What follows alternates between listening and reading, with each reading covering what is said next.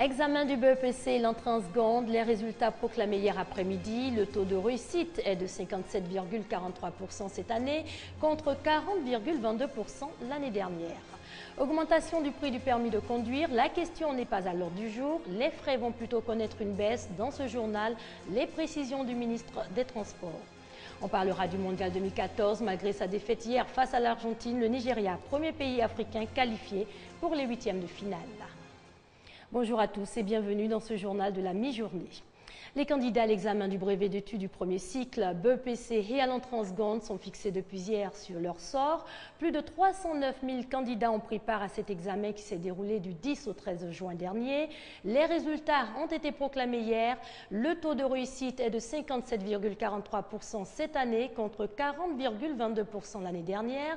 C'est la première fois depuis plus de 30 ans que le taux de réussite franchit la barre des 50%. Proclamation donc hier des résultats dans plusieurs centres. La joie chez certains et la tristesse chez d'autres. Ami Sissoko et Chantal Akanda. Lycée classique d'Abidjan, la base de la Draine 1, regroupant Adjamé, Bingerville, Cocody et Plateau. Il est 14 h. Pas encore de résultats. Accroupis, assis ou debout, les visages non détendus. Parents d'élèves et élèves attendent la proclamation des résultats du BEPC. Les examinateurs sont à pied d'œuvre. On nous a déjà donné l'information que c'est à 15 h qu'on doit donner les résultats et déjà on va commencer à faire les échanges. C'est pratiquement prêt. 15h30, la proclamation officielle au lycée classique d'Abidjan. À l'annonce des résultats, c'est la liesse. Au collège moderne du Plateau, même scénario qu'au lycée classique d'Abidjan. Je viens d'entendre mon nom parmi les admis. Je suis heureuse, je suis contente. Les épreuves ont été un peu dures, donc je ne m'attendais pas à ça. Je viens d'avoir mon BPC. Je suis le plus heureux du monde. C'est ma 3e fois. À côté d'eux, des candidats malheureux. Les non-voyants et malentendants qui ont composé au centre du collège moderne du Plateau ont fait 99% de réussite. Je ne doutais pas de mes compétences, mais il faut dire que comme c'était un examen, on s'attendait à tout. Donc j'avais un peu la crainte, je craignais un peu. Pour ces résultats du BEPC 2014, le centre du lycée classique d'Abidjan totalise plus de 70% de réussite et le centre du collège moderne du Plateau 51%. En Côte d'Ivoire, au moins 1 million de personnes souffrent du diabète. Parmi ces personnes, de nombreux enfants. Justement, l'enfant diabétique était au cœur d'une journée hier au centre pilote de Port-Bouët. Dépistage et conseils au menu de cette campagne de sensibilisation initiée par l'Association pour la santé de la femme et l'enfant diabétique, Déborah Olapadé et Christelle Menant. Peser, mesure du taux de glycémie dans le sang, c'est une séance de dépistage du diabète pour les enfants de Port-Bouët. Et c'est à l'occasion de la 3e édition de la journée de l'enfant diabétique, initiée par l'Association pour la santé de la femme et de l'enfant diabétique. L'enfant vient à jeûne, à l'aide du glucomètre et d'une bandelette, on coupe au bout du doigt de l'enfant. Et on fait un prélèvement et on détermine le taux de glycémie dans son sang, le taux de sucre dans son sang. C'est un geste simple qu'un individu même peut faire à la maison s'il a l'appareil. Sur 79 enfants dépistés ce jour, 7 sont susceptibles d'être diabétiques. La maladie touche plus d'1 million de personnes en Côte d'Ivoire. Selon les statistiques mondiales, la prévalence est beaucoup plus importante chez les enfants de moins de 5 ans.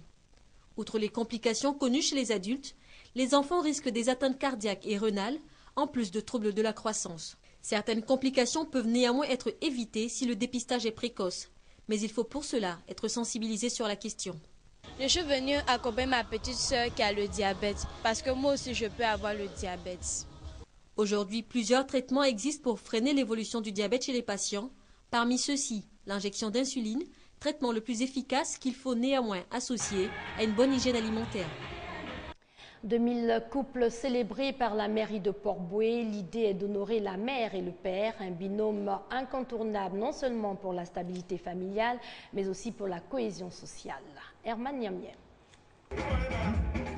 Une ambiance musicale rythmée par des pas de danse bien menés. C'était à l'occasion de la fête de la famille, offerte aux populations de Port-Bouët par le maire de la commune, Hortense Akangu. La commune est à la nation, ce que la famille est à la société. Donc tout ce qu'on fait dans la famille, au plan communal, nous essayons de faire la même chose, créer une ambiance de convivialité. Il était important pour nous de fêter le père et la mère à l'intérieur de la famille, parce que c'est le pilier fondamental, le socle de la famille, et par leurs actions conjointes, ils concourent à développer la personnalité des enfants. 2000 couples, soit 4000 pères et mères de la commune ont été célébrés concomitamment dans le but de renforcer les liens de la famille. Heureux ces couples qui ont reçu chacun un complet de paille, mais surtout de la joie. Ils n'ont donc pas boudé leur plaisir. C'est une grande satisfaction, parce qu'en général, on fête les fêtes des mères. Les fêtes des papas sont quelquefois oubliées. Pour une fois, grâce à Madame le maire de la commune de Port-Bouët, disons que de façon concomitante, nous sommes tous deux fêtés. En fait, souvent les mamans, les papas sont un peu oubliés et ils sont un peu jaloux. Et je pense que la fête de la famille est mieux. C'est la première initiative de fêter les couples. Parce que habituellement, c'est la femme qui est fêtée d'abord et puis ensuite l'homme. Le fait que le couple soit fêté, c'est une bonne chose, c'est à renouveler chaque année. La fête de la famille à Port-Bouët, initiée par le maire Hortense Akang-Ngui, est à sa 2e édition. Et pour la représentante du ministre de la Solidarité, de la Famille, de la Femme et de l'Enfant, cette célébration conjointe du binôme parental s'inscrit dans la politique du ministère de promouvoir la famille unie. En bref, le gouvernement vole au secours des familles endeuillées par les éboulements et inondations consécutifs aux pluies diluviennes. Il leur sera remis au total 23 millions de francs CFA, soit 1 million de francs CFA par famille. Le gouvernement qui a décidé de la démolition sans délai des constructions anarchiques et déjà aujourd'hui le lancement de l'opération de destruction des constructions anarchiques sur les canaux d'évacuation d'eau pluviale à la Riviera 2.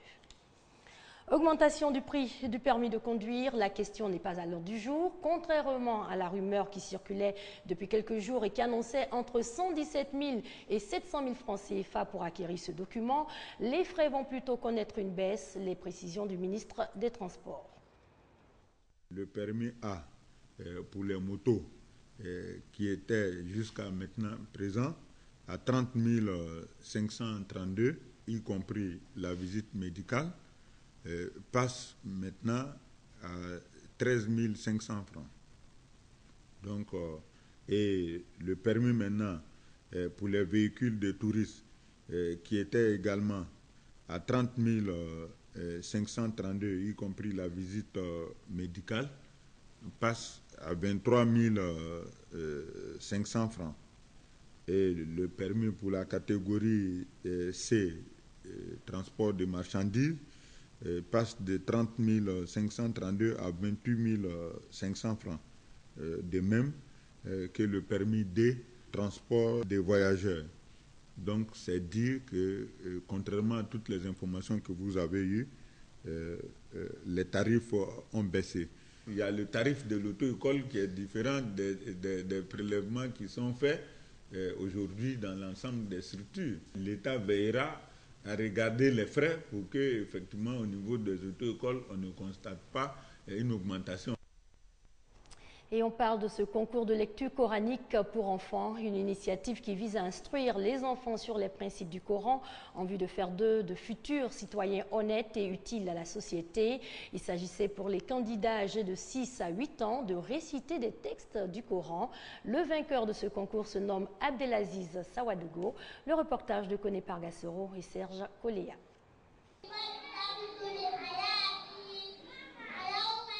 Abdelaziz, 6 ans, est le vainqueur du concours lecture coranique organisé par l'Institut Darul Al-Quran.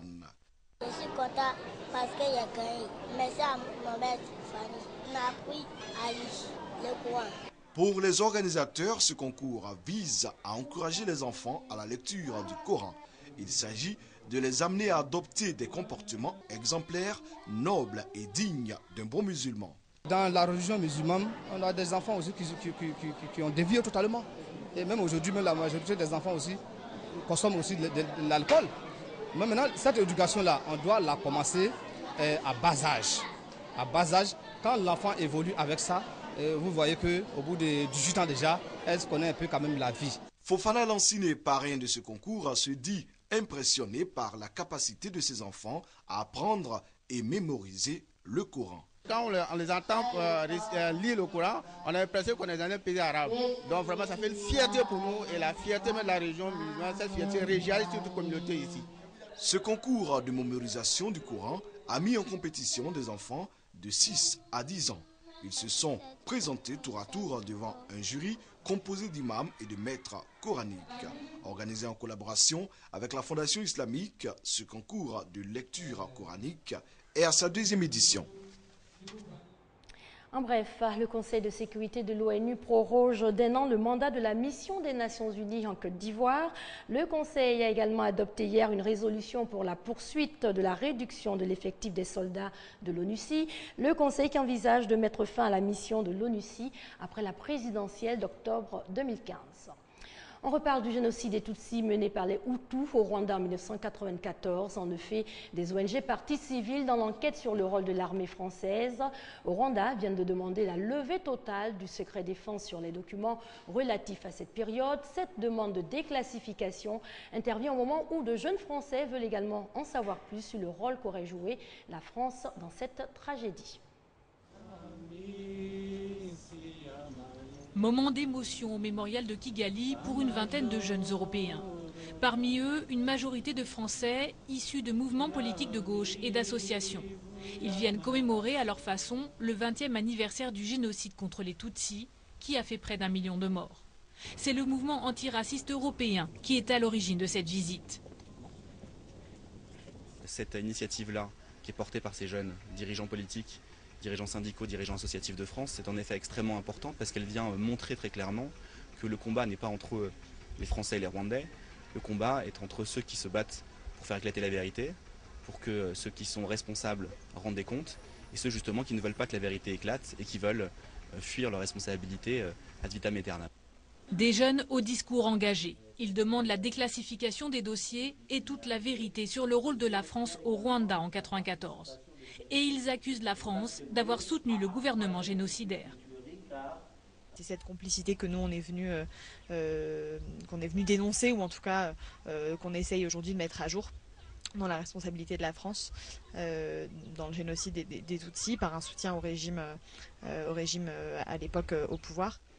Des paroles qui vont dans le sens du gouvernement rwandais. Pendant les commémorations, le président Kagame était même allé plus loin, accusant la France d'être auteur direct des massacres. Paris avait alors annulé sa venue aux cérémonies.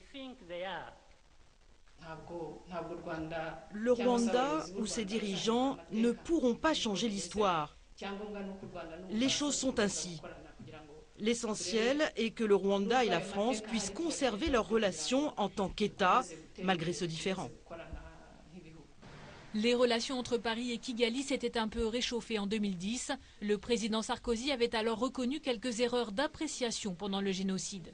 Mais jusqu'à aujourd'hui, la France rejette toutes les accusations l'impliquant directement dans cette tragédie.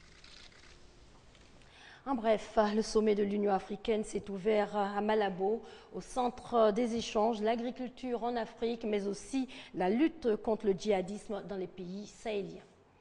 Israël multiplie les raids contre Gaza, 12 raids hier dans la bande de Gaza. L'État hébreu affirme avoir riposté à 3 tirs de roquettes en provenance du territoire palestinien contrôlé par les islamistes du Hamas. La tension va croissant dans la région depuis l'enlèvement le 12 juin dernier de 3 adolescents israéliens en Cisjordanie. L'aviation israélienne a lancé 12 raids durant la nuit de mardi à mercredi dans la bande de Gaza à la suite de tirs de roquettes. Ces attaques qui ont fait 2 blessés ont visé des sites d'entraînement utilisés par des organisations palestiniennes.